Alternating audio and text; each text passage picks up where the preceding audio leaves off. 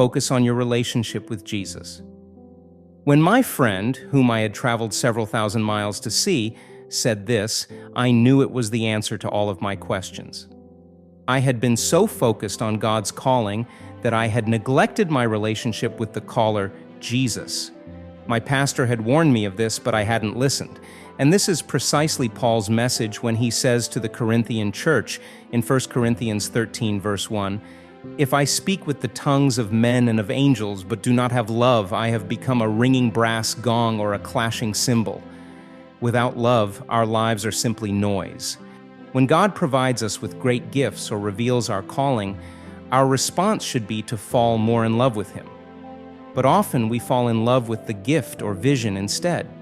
We forget that it's not about where God is taking us, it's about God Himself.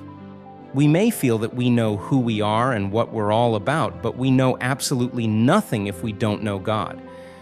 We're like an orchestra trying to play music without a conductor. When Paul wrote 1 Corinthians, his goal was to help the Corinthian believers refocus. They had become so consumed with spiritual gifts that their worship services had become disorderly. They were beginning to act like those who practiced other Greco-Roman religions. Paul tells the Corinthian church, if I have the gift of prophecy and I know all mysteries and all knowledge, and if I have all faith so that I can remove mountains, but do not have love, I am nothing. And if I parcel out all my possessions, and if I hand over my body in order that I will be burned, but do not have love, it benefits me nothing. Without love, everything becomes out of tune, and anything can be misused. Love holds everything together. Paul changes the behavior of the Corinthians by showing them the simplest yet most profound message of all: make your lives about love. One of my closest friends once said, the wisest thing someone with immense spiritual gifts can do is to read 1 Corinthians 13 every day.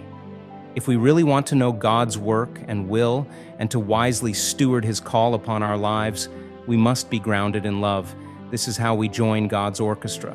Paul says, love is patient, love is kind, love is not jealous, it does not boast, it does not become conceited, it bears all things, believes all things, hopes all things, endures all things. Love never ends.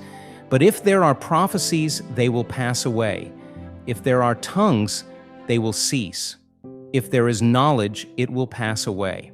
This is what love sounds like, and when we ground ourselves in Jesus, who is love, we see God's way and we play His song. We may all be small instruments, but each of us has a part to play. All things may pass away, including spiritual gifts, but love will not.